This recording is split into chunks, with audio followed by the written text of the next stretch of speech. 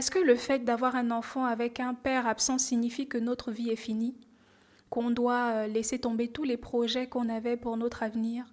Est-ce que c'est le début de la fin pour toutes les mamans qui ont eu des enfants? C'est toutes les questions auxquelles je vais répondre durant cet épisode. Okay, guys, we're back.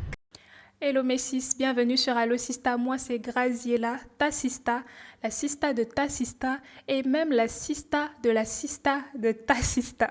J'ai écrit un poème il y a quelques années qui se nomme Mère diamantaire.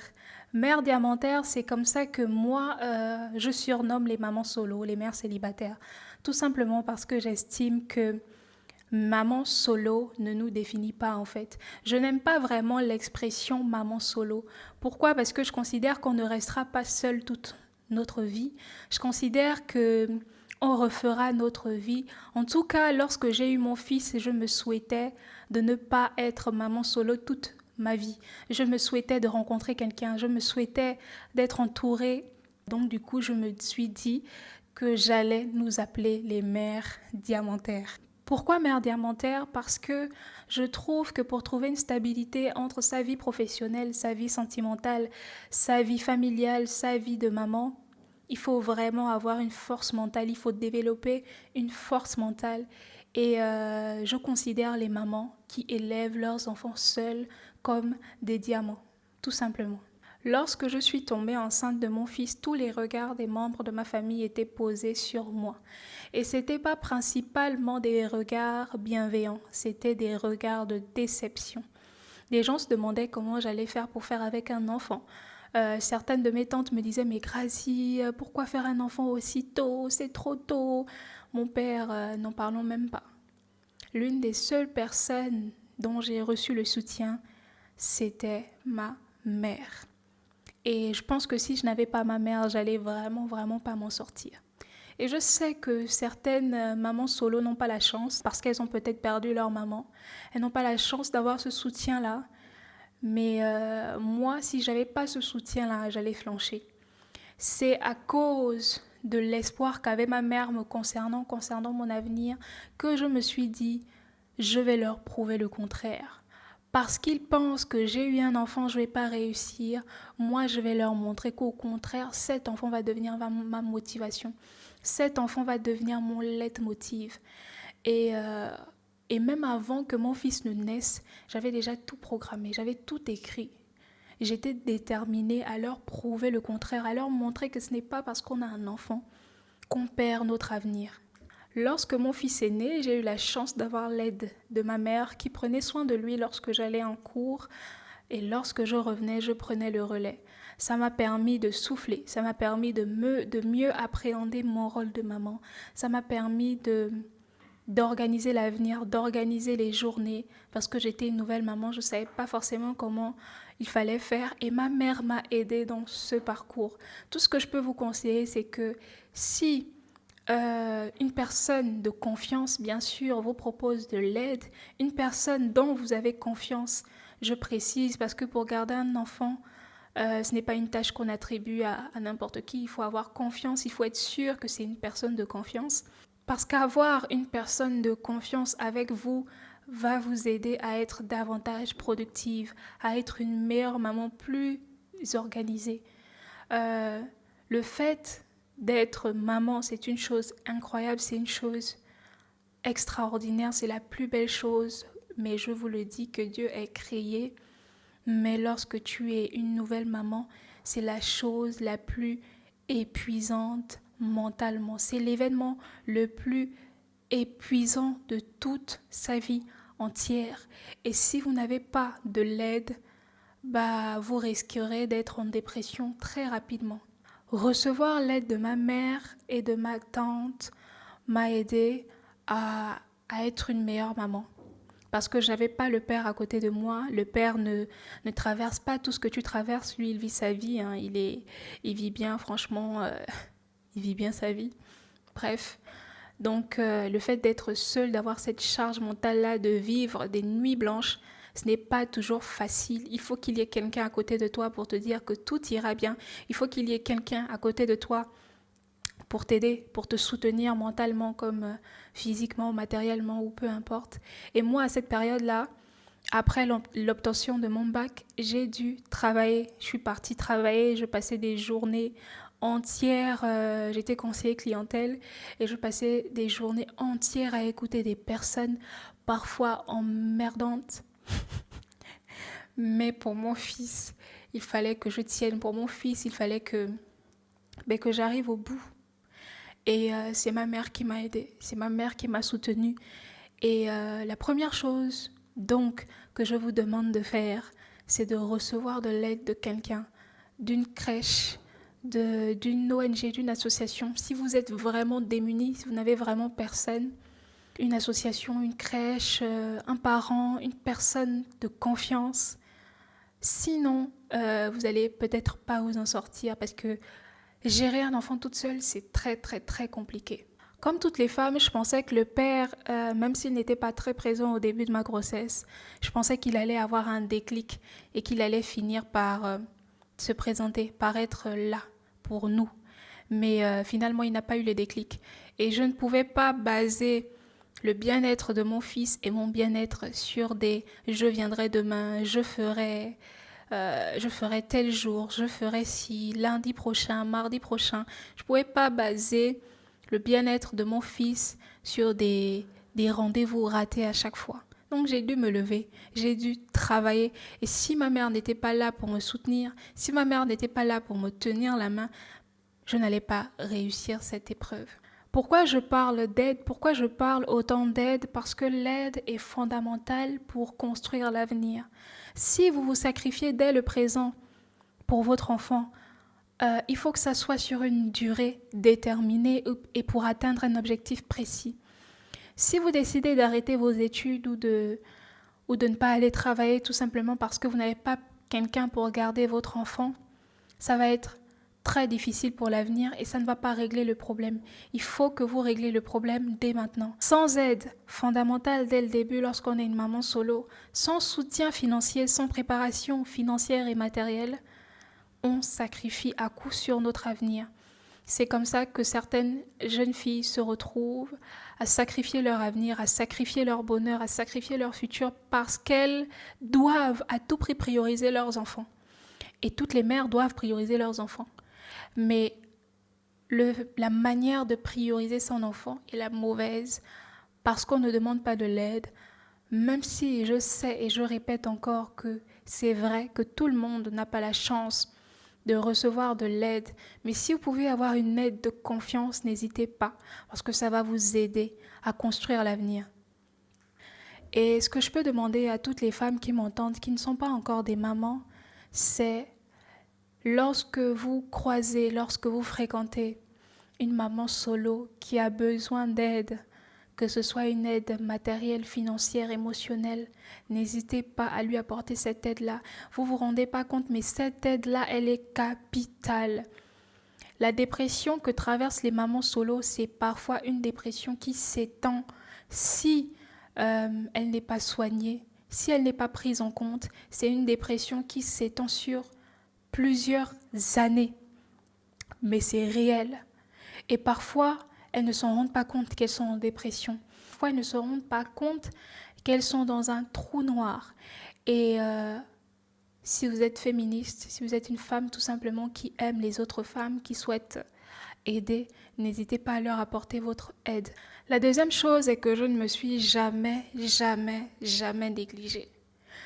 Je me suis toujours dit que si je veux que mon fils soit l'aîné, si je veux qu'il ait des frères et sœurs, si je veux construire une famille, même si une relation est gâtée, c'est pas toutes les relations que je vais vivre dans ma vie qui vont se gâter quand même. Donc, lorsque j'avais 5 minutes à moi, lorsque mon fils dormait, je partais faire ma skincare. Je prenais soin de moi. Comme on dit en Afrique, je faisais l'eau chaude.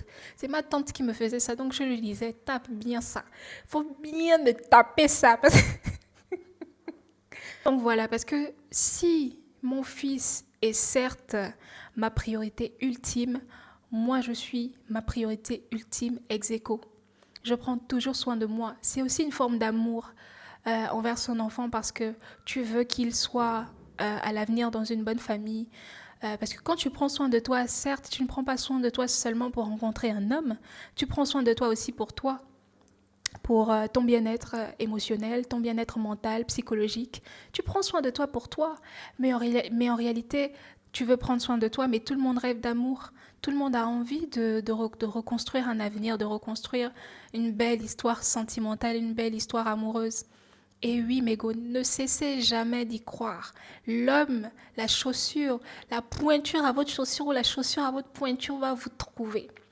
Et lorsqu'il vous trouve, il faut que vous soyez quand même dans une condition où on ne doit pas savoir que vous souffrez. Vous ne devez pas ressembler à vos problèmes. Vous ne devez pas ressembler à vos problèmes. Tu sors de chez toi, même si tu es naturel, mais ta peau, elle glow. Ta peau, elle glow.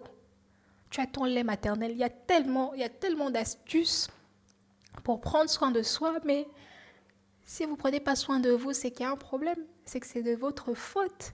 Et je sais que c'est plus facile à dire qu'à faire parce que lorsque je vais dans un magasin, j'achète tout pour mon fils et rien pour moi. Mais avec le temps, j'ai appris à acheter plus de choses pour moi. J'ai appris petit à petit, lorsque je constate que mon fils a tout, qu'il n'a plus besoin de rien, je prends soin de moi. Après, c'est vrai que les enfants auront toujours besoin de quelque chose, mais si ce n'est pas un besoin urgent, bah, je me l'attribue. Je me fais plaisir, tout simplement. Donc oui, ne vous négligez jamais. Jamais, jamais, jamais. C'est pas parce que vous avez eu un enfant que votre vie elle est finie. C'est pas parce que vous avez eu un enfant que vous pouvez plus rencontrer un homme bien.